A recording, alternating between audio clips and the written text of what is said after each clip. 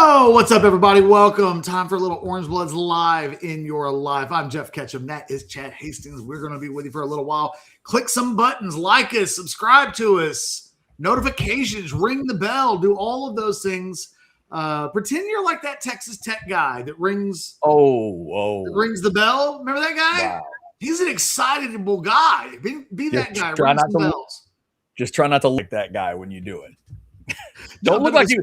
Chat. Yeah, well, we want you to. Sometimes you just have to be careful about the camera angle of these things. Yeah, exactly. It's not that he did anything wrong. It's just that he got set up. Yes. It looks different from a 45-degree angle change, and suddenly, he's not on candid camera anymore. Yeah. We're gonna talk a lot about. So you got me just completely distracted now, Chad. Sorry to go with the Texas Tech guy metaphor. That's universal. You brought up the bell ringer, not me. That was not me. I didn't know you would have such a visceral reaction to it. I think most people do. I think a lot of people have a visceral reaction to the headline on the video today. Yes, I think you're going to get the reaction you want out of that. But I think I'll warn everybody early on. This isn't like gotcha clickbait bad stuff. This is actually going to go someplace, I think, in a good way. Talking about Will Muschamp, the Texas defensive coordinator, kind of when Chad said, what did I want to talk about today? And I said, well, I'm going to have some stuff in the war room, and I'm going to do some stuff I've been thinking about this week. And had a conversation with a source yesterday who is close to a team member on next year's team. Who played under Kwiatkowski, but now has had a chance in limited doses to kind of be around Muschamp. And then I just thought about this whole week. Like, it's unmistakable that Steve Sarkeesian is a Will Muschamp guy. I mean, he's talked about him twice now. And both times he got mentioned by name. Well, and I don't even want to get into like that necessarily as much as it's not that he even said his name, right? Because we were talking about this on the phone. It's like, well, he did mention Blake Gideon, and he did kind of make a passing mention on Monday of a couple of new faces on the coaching staff. But with Muschamp, he's like, man, that guy's out on the road recruiting more than I would have guessed. There are elements of Muschamp, which I will say is exactly what he did when he was the defensive coordinator the first time. There's a real interesting set of parallels that between what Mack Brown did when he hired Will Muschamp that people will point to and say that was the downfall of Mack Brown at Texas. The moment that in his mind he let head coach in waiting become a thing, because then Muschamp started to change the identity of the program in terms of how they were building it on Mack Brown's watch. And that's kind of how we get to 2010, where they wanted to be something. They didn't have the talent for it. It completely fell on its face. And then Will Muschamp goes to Florida, and then it's just kind of a weird moment in Texas history. Well, Muschamp comes back to Texas, and he's doing that thing. He's heavily involved in recruiting. He's got thoughts on the type of players that they should be going after. I think because of the head coaching experience, Sarkeesian has a peer on the staff.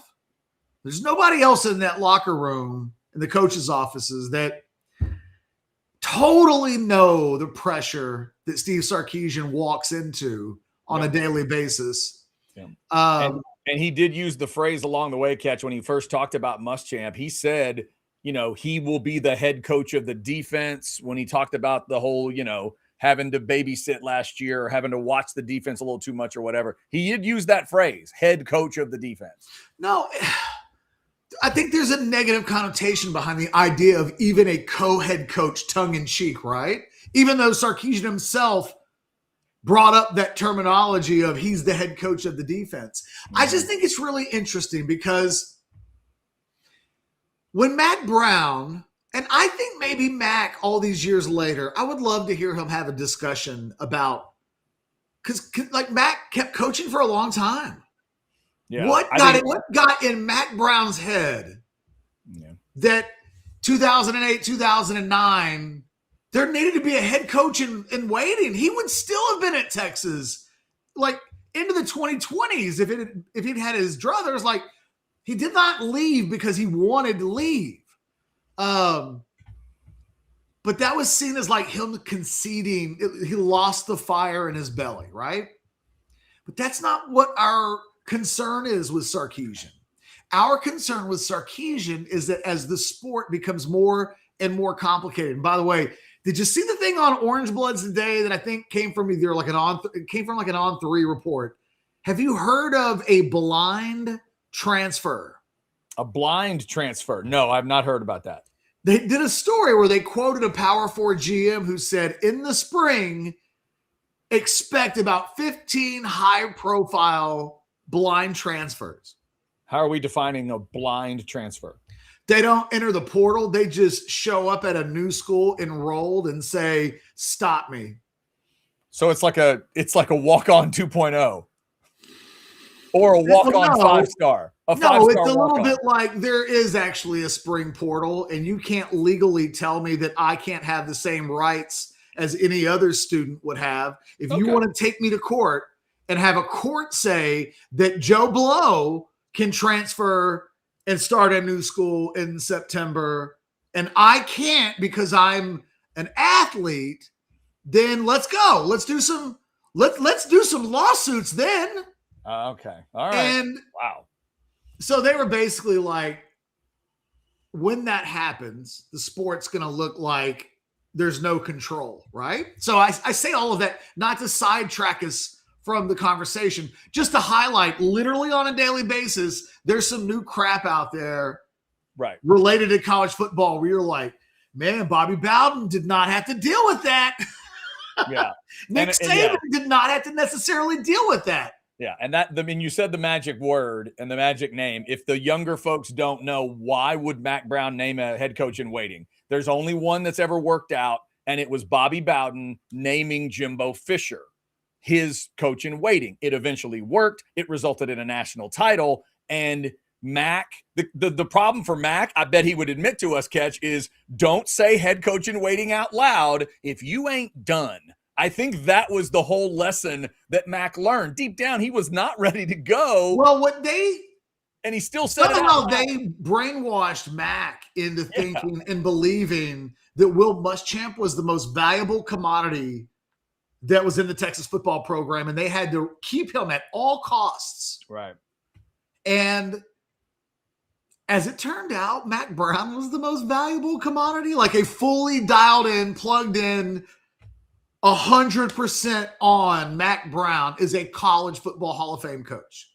Yeah, that's who he is. If he's got Muschamp running his defense, that helps. If you're getting Mack Brown pissed and angry and wanting to win, you're getting a guy that's going to win a lot of games, especially if he gets the right quarterback. Mack proved, hey, man, you can talk all that noise about me in big games all you want to, but give me a 10 or give me a 12. I'll go see what we can do. We'll see what we can do. And when he realizes he should hand the ball to a certain running back, and that's always good. That's always a good thing too. Mack can be a little hard-headed at times, but he still won games while being hard-headed. Yes, he did.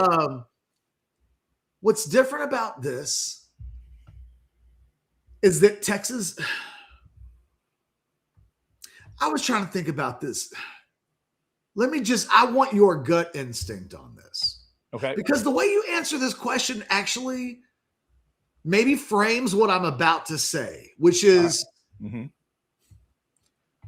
don't even know what part to do first. I'll just say this. If in any shape, form, or fashion, let's say Texas wins a national championship, undefeated season. Okay. Sarkeesian gets whoever has the number one pick in the draft. Fires their head coach, offers Sark the job. And he can it's the dream job, right? They want Sark. And they're going to be able to draft Arch Manning, and he's going to even be able to name his general manager. It's the dream NFL job. Okay? Yeah. So Sark takes it, right? Because screw college football. This is the dream job. I will have my quarterback. It's perfect. In a world where that happened, right? I'm just trying to create a scenario where everybody can kind of shrug their shoulders and go, okay, well, he did win a national champion.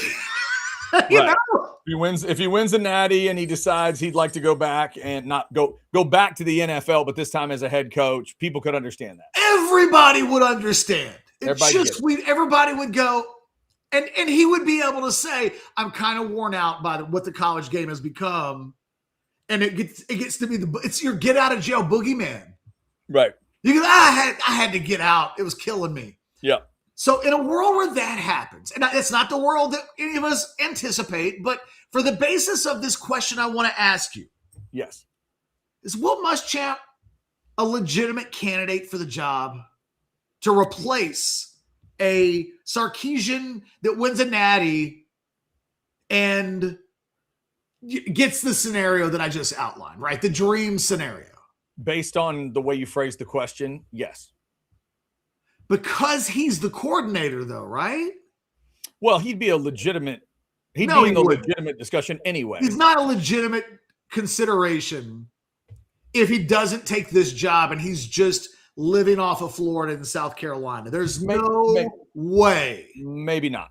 But in terms of legitimate consideration, yeah, I mean, I'll stretch to a yes. He would be, I would think, in the discussion, especially when he would have just coordinated a national title. He'd have 2 national titles, right? Is that right? 2. He'd have one as a so DC. let me cut you off, okay? Because you've taken me where I want to get to. Okay. Which is I don't believe he would be. Okay? But okay. I'm going to return back to your point in a second. And AZ Texan, let's see the super chat. Give us a moment. I think what makes this legitimately different is that, and I want to get to the head coaching part. There's like a real complimentary thing about Muschamp that will like land the plane here in a second. But I just don't think Sark has anything. There's no shadow. There's no Muschamp shadow over Steve Sarkeesian. No. Where there was a Muschamp shadow over Mack Brown. Yeah, because you hadn't seen it as a head coach yet. It was that possibility of what it could be. We've seen what it's like as a head coach, and I think Texas fans know what that means. So I was having a conversation yesterday, actual phone conversation, Chad, not texting. Oh, voice to voice is nice. And I'm going to have some of this in the war room. So it's a little bit of a preview of the Orange Bloods war room. We're going to scan that QR code in the top left-hand corner of the screen. Come check it out tonight. The Luby's Luann. It'll be rated like around 5, 6 o'clock. You eat your Luann and go to bed and be a happy person. Or go to like Hayes City or any number. We'll get to that in a second, I suppose, where you could go. Well done. That is exactly where I'm going. Well done. That as soon as you're ready. Just let me spit this point out. Yeah. It's because I don't think there's a Muschamp shadow that I'm having this conversation with this person who's connected to a player that's a starting player on the defense. And he was just kind of telling me the initial vibe. What have you heard about Muschamp? And it's funny that Sark referred to him as the head coach of the defense because this person I spoke with talked about the players look at him as if he's a head coach and that's all that they kind of know him as he was the head coach at Florida and he was the head coach at South Carolina and he's this big personality, but that, you know, he walks in with a reputation of being something more than just a coordinator. Yeah. The last time he was a DC, a true DC catch, these kids were like 8 years old. Yeah. And so there it was just, they did not mean it in a negative way. They were just, and they did not mean this as this particular person did not mean this as a dent against Pete Kwiatkowski, who this person is a really big fan of. Okay. So this is not a dig at Kwiatkowski. And this person made a point to say, if you use any of this conversation, don't make it look like I threw PK under the bus. Right. But they didn't view PK as like a second head coach in the locker room. They just kind of look at Will Muschamp as a second head coach on the staff. That guy commands so much respect because he's at the levels that he's been at. I think it's, you know what it's very similar to? Gary Patterson. When Patterson was walking around the hallways, that wasn't football analyst Gary Patterson. That was head football coach Gary Patterson. And when Paul Christ worked as an analyst, it wasn't like, oh, that's just offensive analyst Paul Christ. It was a little bit of like, no, that's former Wisconsin head coach Paul Christ. And if Sark needs somebody to be his, Tom Hagen, then that's the guy that can be his Tom Hagen. And I think if this is a war, if we're using The Godfather, I think he needs a wartime consigliere, and I think Will Muschamp's viewed as that going into a season where they look at national championship stuff. The other thing I think it helps it do, and we'll pay a bill. I'll tell you what, pay a bill, and when we come back, the big final point on this, which is I think it really, really, really, really, really helps potentially Steve Sarkeesian in the area we're imploring him to get some help. We AZ text, and we also see that super chat. Like Ketch said, we will get to that as well. Right now, pork chop. Hayes City store has all kinds of stuff, but one of my favorite things is the pork chop. If I'm not mistaken, this is the blackened pork chop. There's a grilled one, and there's a chicken fried pork chop as well, and I don't know which is the best. I'll be honest with you. It is a three-headed monster like no other. If you love pork chops, you know that sometimes it's just the best thing at the place, and everybody else doesn't know about it, but you know about it, and you say, you know what, screw everything else, I'm going with the pork chop, and I'm not going to be disappointed. They are incredible at Hayes City Store. Desserts are pretty good too. That's their new brownie sundae on the right side. We helped them debut that a few months ago. My family has test driven that. Yeah, it's really good. Really good on the dessert side too. The drinks are incredible. The scenery is incredible out at Hayes City Store. Sit under those big, beautiful trees if you want, or in the ice house, or inside. They've got all kinds of different seating in Driftwood. FM 150, go see them. Tell them that you heard about it on Orange Bloods Live, and go have yourself one of those great pork chops. Tell me I'm wrong. Just tell me I'm wrong. All right, so Catch. Chad, before we get to the super chats, yes, sir. I'll just wanted to finish the point because we'll start taking super chats, then I'll just be gone. Sarkeesian's a guy that has a lot of responsibilities. We talk about it. There's one thing that might shortcut a long Mack Brown-like Sarkeesian run at Texas. It might be that he's the head coach and he is the offensive coordinator, play caller, and he is a de facto general manager type in that he has so much control. He's not far removed from the way that they do it at Indiana, where they don't even have a general manager, but the head coach is just like, I'm the general manager. I think Sark's like, I'll give titles out to people. But at the end of the day, everybody knows that Sarkeesian still does make the lion's share of the decisions. At some point, you worry about burnout. I love the idea that Will Muschamp can, when he mentions that Will Muschamp can go out on the road, and he does go out on the road in recruiting more, probably than PK. And that's not a dig at PK. PK just wasn't a big-time recruiter, whereas Muschamp kind of loves that stuff. It is one of the reasons why he's kind of freakish, right? Muschamp's a weird college football lifer. This is his sport. And it doesn't hurt that if your head coach can't go on the road and make his presence felt at a high school because he feels like he's got to be fully locked in on the portal stuff that's taking place, you can send your defensive coordinator who gets to walk into a building and make it feel like a head coach just visited the school. There's just a little bit of, he gets to be the number two if the number one has a sick day or something like that. And the whole thing feels like nothing changes. It feels like somebody who's important is in place. And I don't think he's had that before on staff. I don't think we thought, hey, man, if Steve Sarkeesian got a bellyache and couldn't coach the Texas OU game, how would you feel about Kwiatkowski being the head coach of the – I have no idea. Whereas, hey, and it's not like Will Muschamp hasn't coached in big games before and hasn't made all of the big head coaching decisions. And in a pinch, it literally Sarkeesian got food poisoning at the Ramada Inn in College Station. Don't go there, kids. Just before Thanksgiving anyway. Is that place still open? I don't know. Do they still do Ramada Inns? A, I'm not sure, and B, just to be sure, I've never eaten there. Allegedly, that was alleged that had happened. Even I have never eaten there. I told you. I think it was at the Ramada Inn that we did that karaoke that night, though. Just make sure. Like a couple of years later. Oh, yeah. Yeah. The infamous Like a Virgin karaoke story. Anyway. That's right. I was there for that. That was way back in the early days of the Ketchum-Sucamel bromance. Anyway, so I know that Texas fans will look at that headline and go, what kind of stuff is Ketch looking to stir up?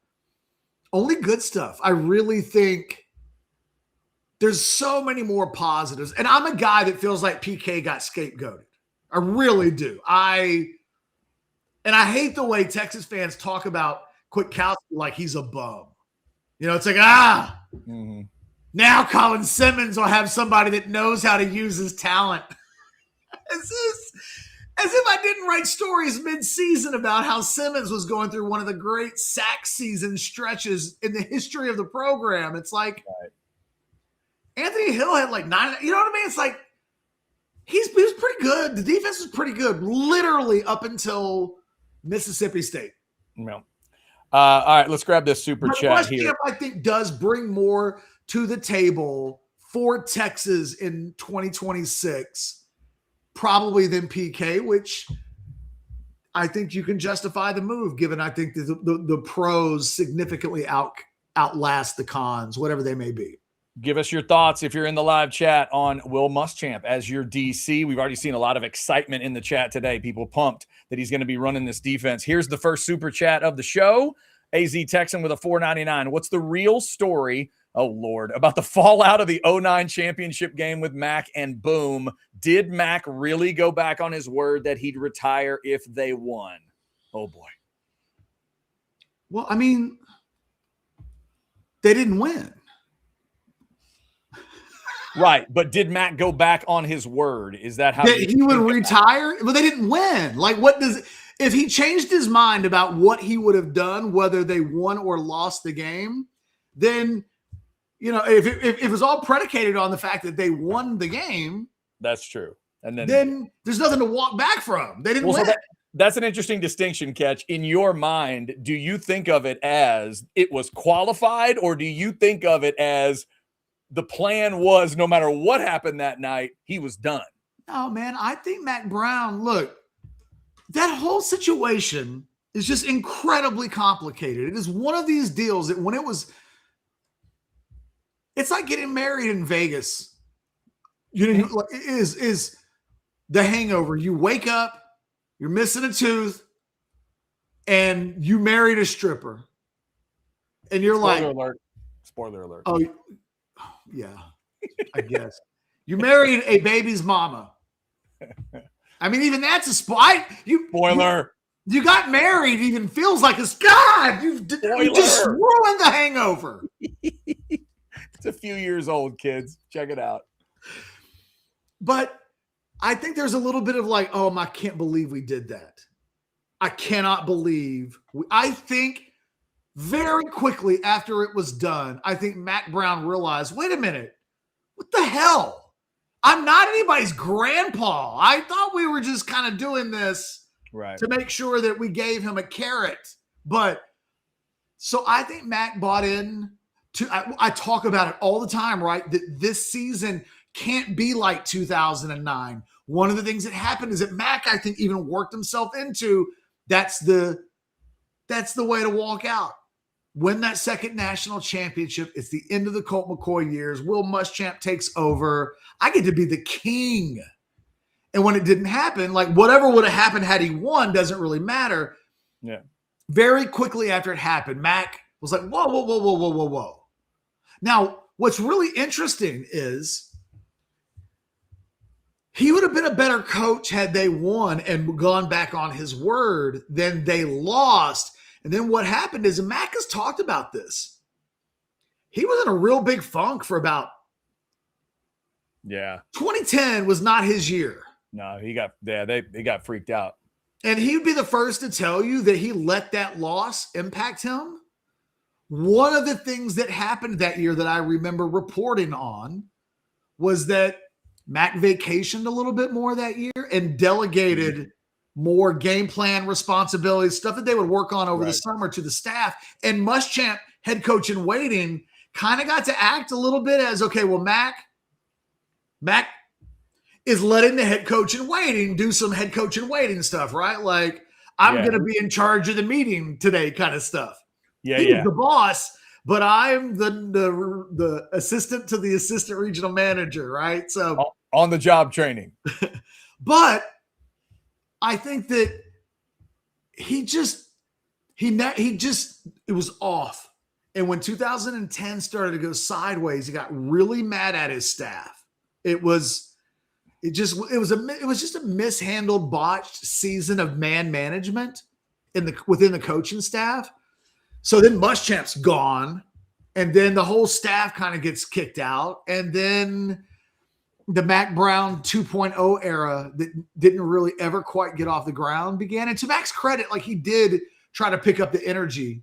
But man, once you turned it off, and I think that is the one thing that the Mack Brown thing showed me. Mack Brown was elite when he left Texas, or pre-2010, Mack Brown was elite. He turned the down switch on, and I don't think when he turned it back up, he could ever get back to the heights that he was at before. And that is probably, I think that is the 99% rule. For me, it's the Vince Lombardi rule, right? You do what you do at the Packers, but the moment you go to Washington for a couple of years, it is not the same thing, no matter how great you are. And there have been a couple of coaches that have been able to completely turn that around, and that's what makes them the greats, truly the greats. Saban among them, right? Saban is a guy that was able to win national championships at two different schools, have an NFL stop in between, and then built like what he did and how he did it. Urban Meyer, able to kind of do that. But the list of guys that have done it in the history of the sport can probably be counted on one hand. There aren't that many, and their names really are the greats of all time. And then the next conversation gets to be about guys that had one place, one stop, your Dabos of the world. If Dabo left and went anywhere in the country right now, is anybody betting that Dabo is winning national championships like he did at Clemson? I just think you could even make a case with Dabo that he's down. I think everything about the sport caused Dabo to downshift just a little. And he won't ever quite get back to those heights, I don't think. And, it makes him normal. It's what I think happens in most fields. AZ Texan, thank you for that. Got a couple chats we will grab after we remind you to head over to Texas Card House. You see the logo each and every day. There are the 6 locations of Texas Card House around the state. Mention Orange Bloods when you check in. 1 month of free club membership, 2 hours of free poker play, and a free piece of advice if you go to the TCH Social Austin location, 183 and Anderson Mill area, right there by the aquarium. Order the Bad Beat Bacon. You will not be disappointed. Also, Ketch would tell you won't be disappointed with Hijack Poker. That's the online version. All around the state of Texas, they are playing. Get to that virtual table. Scan the code. Put it on whatever device you want. Be sure to sign up and get that $20 bonus at hijackpoker.com. Shout out to Texas Card House for sponsoring the show each and every day. Ketch, this might be my favorite chat of the day because of the imagery it brings up. Will Muschamp be in the booth? I want us all to imagine Will Muschamp as a defensive coordinator at Texas in a booth. That's not happening. There's no way. I mean, I think the funny thing is they did put a coach back in the booth. They did finally put a coach in the booth, but Catch, I just don't think he's the one. Remember when they tried to put Mike Stoops in the booth? Oh, yeah. That's about what it would look like. I know that he's just being tongue-in-cheek there, but that won't happen. We do not believe he will be in the booth. That is not where they probably feel like he's best utilized. No. He will be on the field. And now, I do wonder, though, real quick, Chad? Would Sark, if Muschamp is the head coach of the defense, this might be a question that's worth asking Anwar Richardson. If you're watching, Maybe just scribble this one aside for a slow day when you feel like you've asked Sark everything.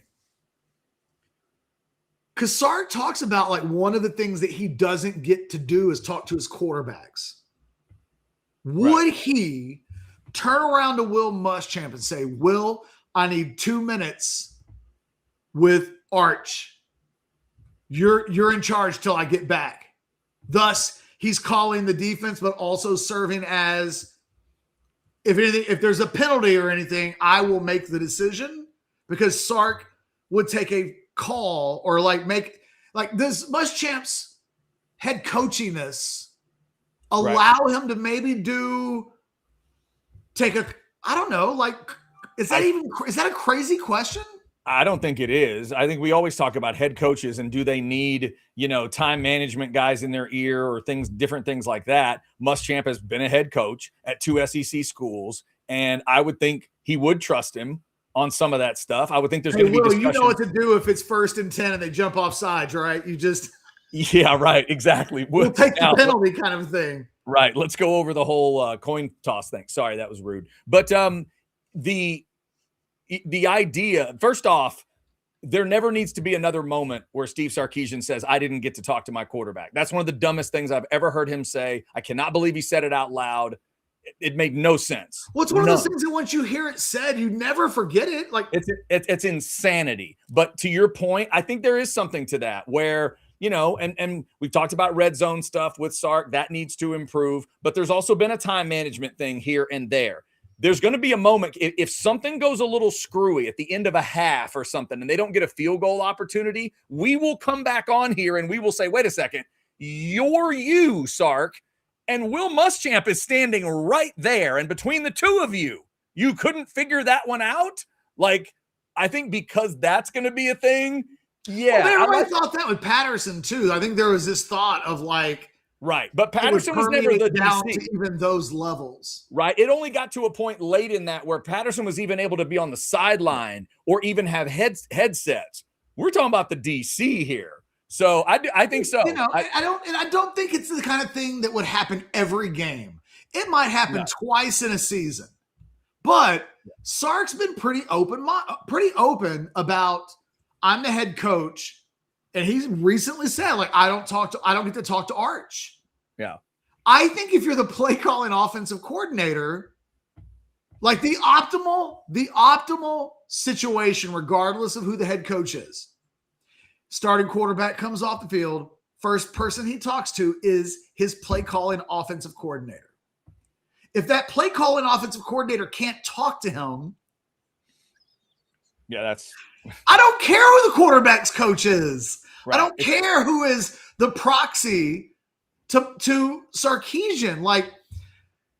Somebody's got to be able to say, what did you see to the quarterback? It doesn't always have to be the guy that called the plays. Whatever's best.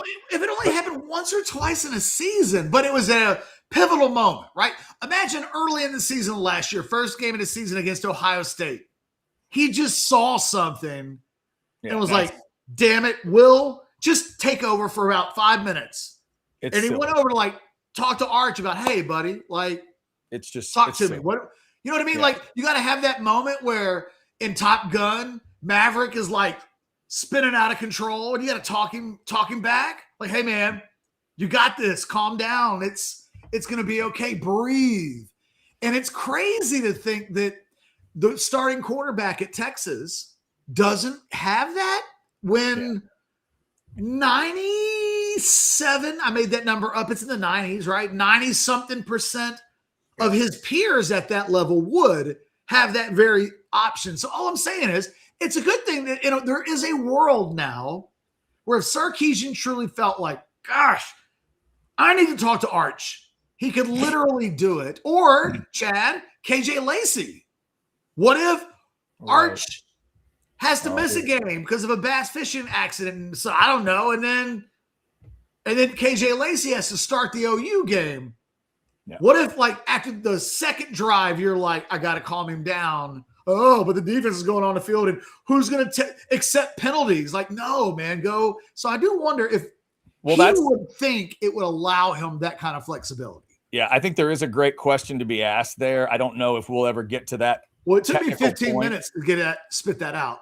Yeah, but I think it's as simple as in a drive that involves your defense, if he's the head coach of the defense, is he also the head coach at that point because you want more time with your offense? I think that's an interesting way to, You'll it's say like no, because that's no head coach in the world has ever said yes to that. yeah, right. But is there a way to, I don't know. He'll be asked, especially if there's some shaky moments along the way. If there's just nothing but success, then it's going to just roll. You can make a case, man, that a conversation or two throughout last season might have done we know that Arch eventually got there. Yeah. I just can't believe. I can't believe. It's crazy to think that that's not happening. And I don't think we notice in real time, like, Arch is not standing next to Sark. It does not get a phone to talk to Sark. You can just go over and talk to him. That's the other thing I was just thinking. A big defensive possession is coming up. Arch, follow me. And then you walk to Will Muschamp to say whatever you need to say. Next to you the whole time. And then turn to 16 and say whatever you need to say to 16. Again, he never, ever needs to go down that path. Again, ever. Never say there was a moment you wanted to talk to your offense, talk about your offense, or talk to anyone involving your offense, and you didn't get to because there was just head coach stuff to do. Don't ever say that again. Ever. And but maybe Muschamp is a part of why you can't do it. I don't think he'll say, yes, I would do that, because of the implications, and like Sark's not going to speak that into existence. That's, I suppose, how a shadow does get created. Yeah. Because what if you do really well, and then it's like, it's good luck when Muschamp is the acting head coach and Sarkeesian is talking to the offense. Yeah. But see, I think deep down, Catch, my thing on Muschamp is that it's such a wonderfully specific thing that's, I think, going to help Texas. He's in that spot where I think we know where he's best, and we think we know where he might not be at his best. I think he and like Kingsbury have the same thing right now. Deep down, I think I know what they do best. Even if they don't, I think I know. And if they're on your team and they're the coordinator today, I don't think there's a specter. I don't think there's a cloud. I don't think anything hangs over your team, because deep down, I think every Texas fan watching this answered your question quickly earlier. What if Steve Sarkeesian was gone, and would Will Muschamp? I bet a lot of them started shaking their head because they started thinking, I think we've seen enough to know what he is. Badass DC, ain't nothing wrong with that. But if they did win a national championship, right, again, and the defense played a huge part, and you were about, we don't want to break up. Right. And there's a world out there where it could happen. Yes. And you got to watch a lot of stuff. I thought you were going to ask me a slightly different question earlier, to which the answer was going to be, you really need to make sure. You better GD know before you even think about it. And you need to know that it's a new Will Muschamp. Been a long time since Will Muschamp was here. Long time since he's been a DC. Let's see what it is. Let's see how it looks before you would ever get to that point. But I love the spot right now because we know he's going to command this defense. You're telling us that sources are already saying players look at him differently. That's great in a good way. They look at him as a guy that's been the guy, but they know he's not their guy. They know who their guy is. Their guy's that handsome dude over there. But they also know that that guy once slapped the board and bled for this team, and they call him Coach Boom. I got a T-shirt right there that says the Legion of Boom with him screaming on it from back in the day. That's who he is. He's a little different. He's got a little crossover appeal, and it's very specific. And I think it's kind of a cool feel that Texas gets that to add on to what they've already got. The branding, Sark, Arch, and now you add Coach Boom. Is he college football's Rex Ryan? Not apple to apple, but kind of. I was going to say, is it more Buddy Ryan than Rex? But kind of Rex-ish, yeah. Maybe. Like if remember when Patterson just was doing interviews with the Fort Worth Star-Telegram in the middle of the Texas season? Yeah. Like, oh, yeah. What are you going to do? Tell head coach Gary Patterson he can't do an interview? Like, yeah. Gary Patterson kind of beat. I wonder if, like, suddenly Sark's no one talks to the coordinators or the coaches rules change. Oh, yeah. And like Muschamp's just out here talking. But see, that's the great thing about Muschamp, Catch. Unlike a Cliff Kingsbury, unlike maybe even a Rex Ryan, I have always felt like Will Muschamp doesn't want to answer the questions. I have always felt like he doesn't want the media stuff, which is another reason why I think he's not a perfect one. He's not a perfect head coach, because every question he answers halfway through it, I'm thinking, oh, that dude wants to be in a film room so bad right now. It's driving him crazy. It's driving him crazy. It's like, have you ever listened to the way Mike Elko answers a question? He answers a question to get to the next question so he can get out of the room. Like, some of those coaches just don't like media. Do you know how old you and I are, Chad? Muschamp's always been that dude. Because I know you're going to remember this. I think, because I can remember Muschamp being in these like scrums. Mm-hmm. It was Muschamp was like part of they wanted to groom him as a head coach. That was part of what wasn't happening when he was at other schools.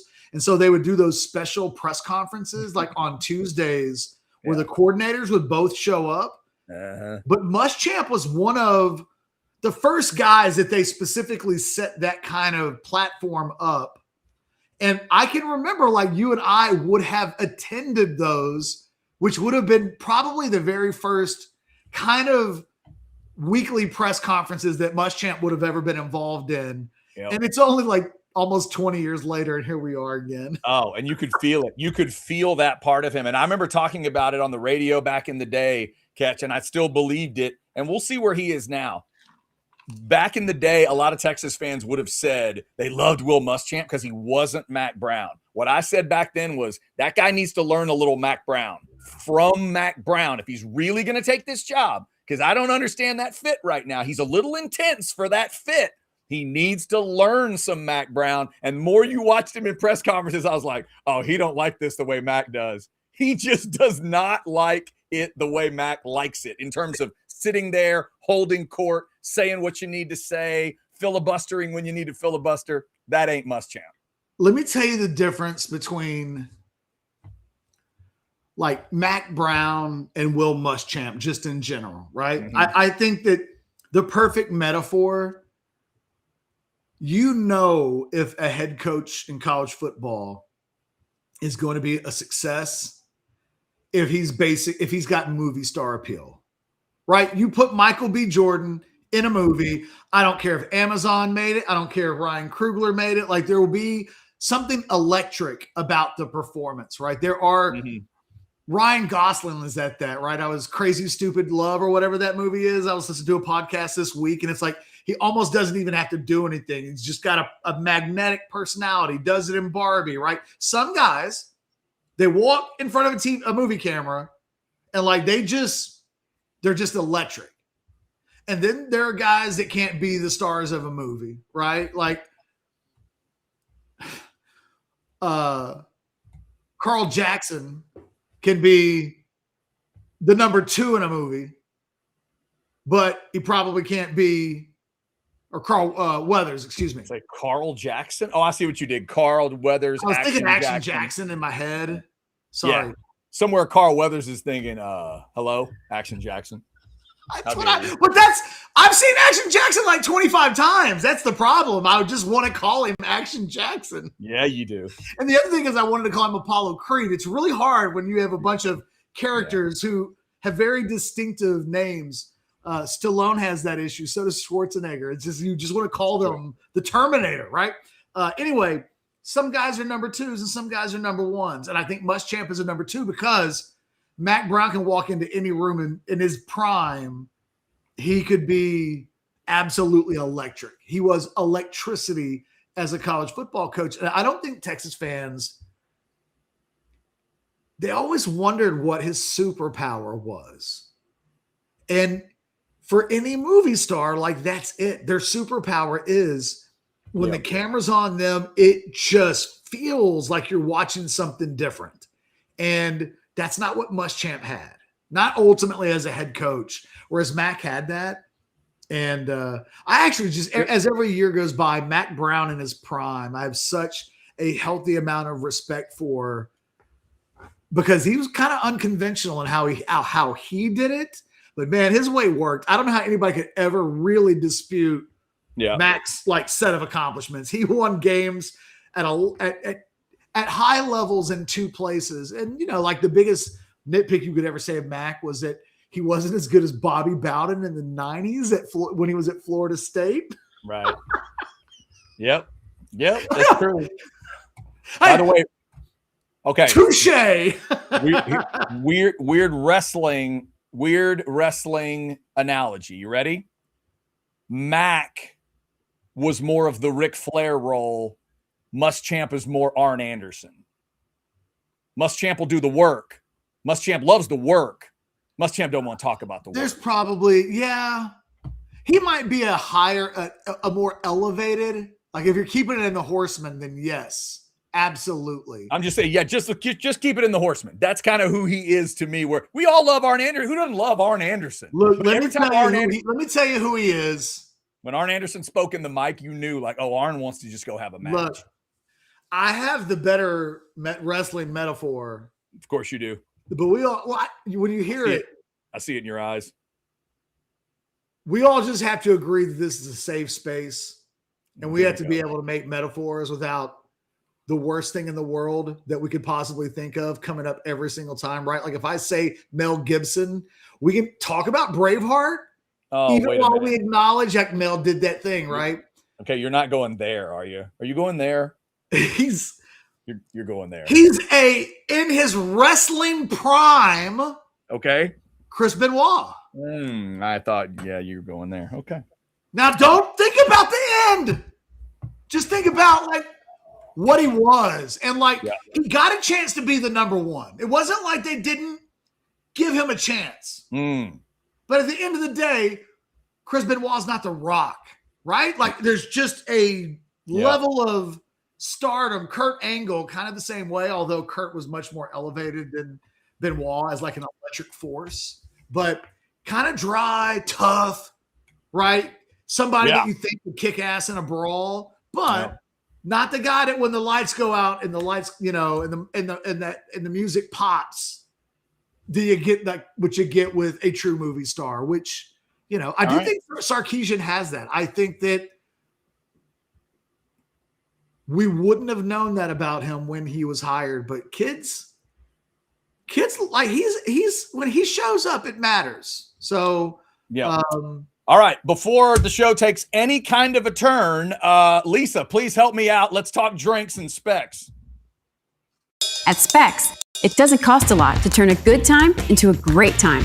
From connoisseur collectors to aficionados of ale, you'll find bubbly bliss at any budget. Because at Specs, the fun starts here.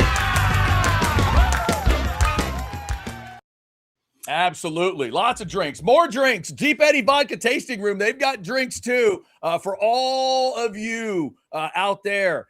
Deep Eddy Vodka, you scan the QR code Wednesdays through Sundays. Look at all the views. Look at the beautiful views out in the hill country. You're in Dripping Springs. Take advantage of the great weather. Go have a tasting. Have some of that barbecue and check out the Deep Eddy Vodka Tasting Room. Thanks to them for being one of our great partners. All right, we do have. Can I just? I want to defend myself. Oh, good Lord, please do. Look, we can say like bad Bill Cosby, right? Like, where's the cutoff line? I feel like we don't need to talk about the cutoff line, please. I feel like where's the cutoff line? I don't know. Am I not allowed to ever use Ray Caruth as a metaphor? You did just fine. You just don't need to go back and revisit. You did just fine. I don't know. Your dismissiveness of you're mistaking dismissiveness for moving on. That's two different things. I'm not dismissing. We're just moving on. We're moving on.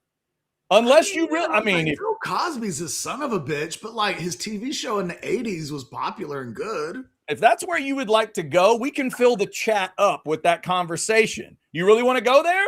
I mean, he should be under the jail, but like, I'm just saying, like, it feels like that guy, the wrestler that I mentioned, Right. it feels like he's in a circle of hell that's different than everybody else. Well, yeah.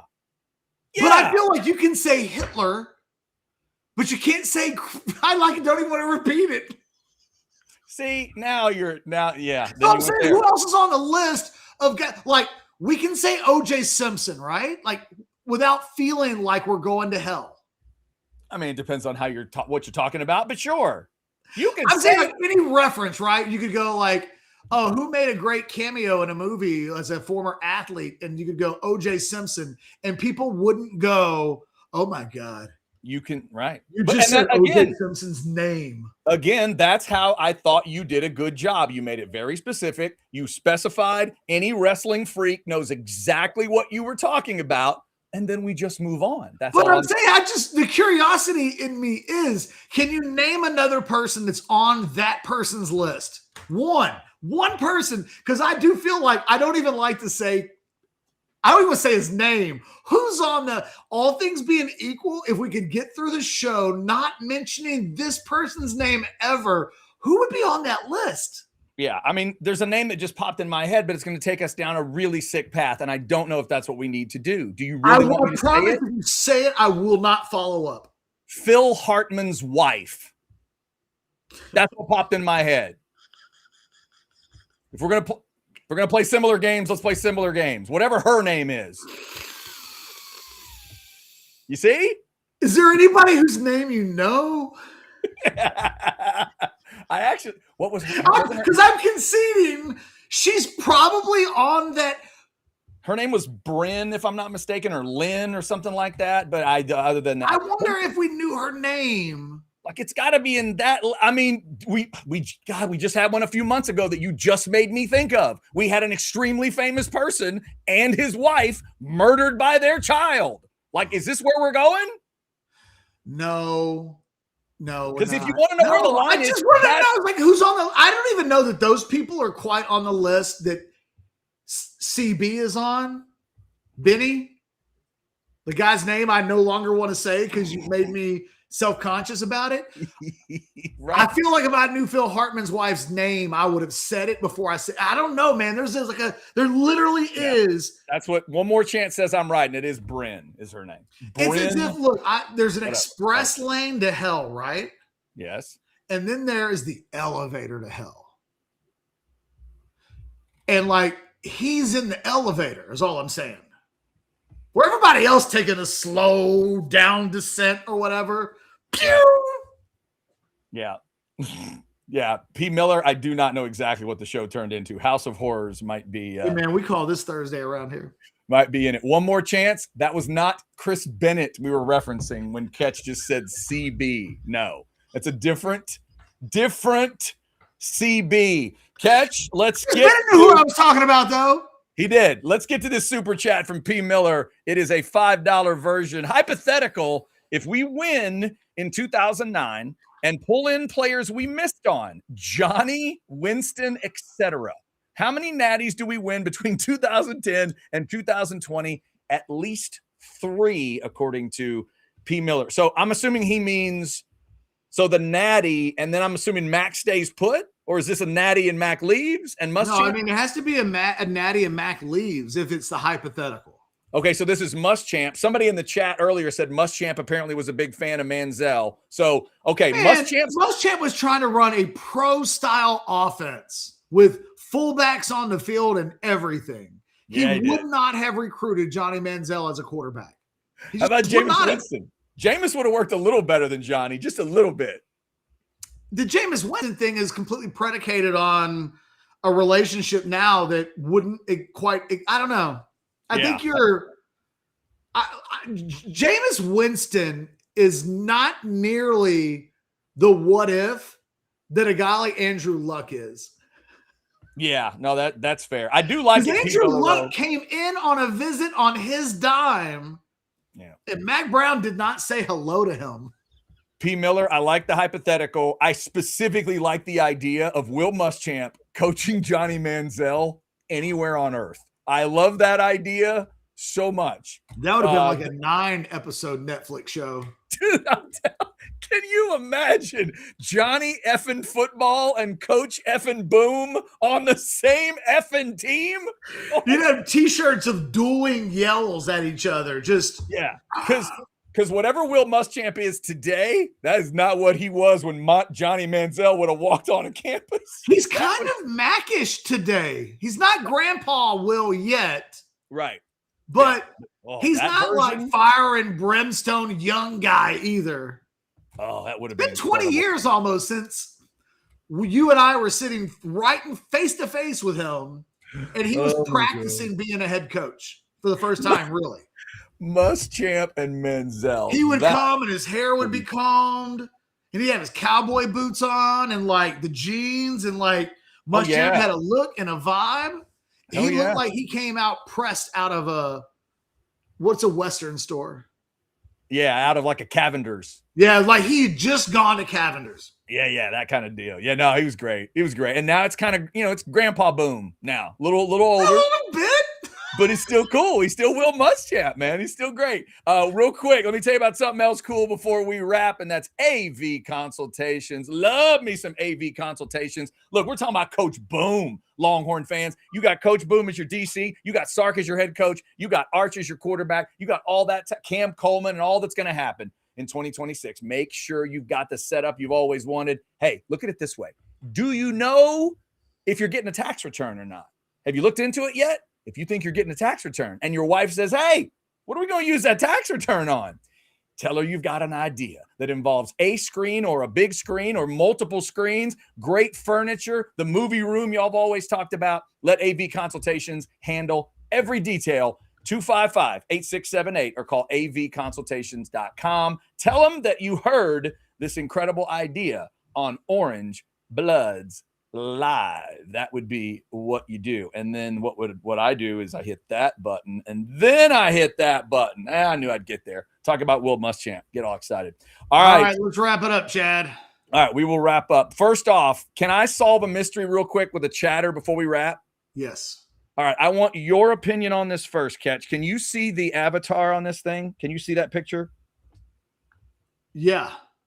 Do you believe that that's a picture of MJF, or is that a picture of T. Cox who happens to look like MJF? Because every time I see this avatar picture, I think it's MJF. Who's MJF? The wrestler that played one of Sandler's kids in Happy Gilmore 2. I thought you were saying Michael J. Fox. No, my bad. MJF, the wrestler. I was like, no, he does not. I don't know who that is. Okay, so and by the way, it is all about the bacon jam burger. I know for you, T. Cox, I know that is a big deal for you. It is a great burger. Go try the burgers out at Hayes City Store as well. If you're still watching, can you let me know? Is that just a picture of MJF you like to use, or do you look that much like Maxwell, Jacob, Friedman? Please let me know. Yeah, I have no idea who that is. Okay. Oh, MJF, one of the great young villains in wrestling, Catch. He's just in another organization, not a WWE guy. AEWs. Let me know when he graduates to the major leagues. By the way, speaking of guys that I don't know would fit in certain spots, I have no clue what they would do with him in WWE. I do not know if he would make it in WWE because Max does what Max wants to do. All right, we will see you guys tomorrow for a Friday show at high noon. Thank you all for liking, subscribing, and getting your notifications. This is Orange Bloods Live. See ya.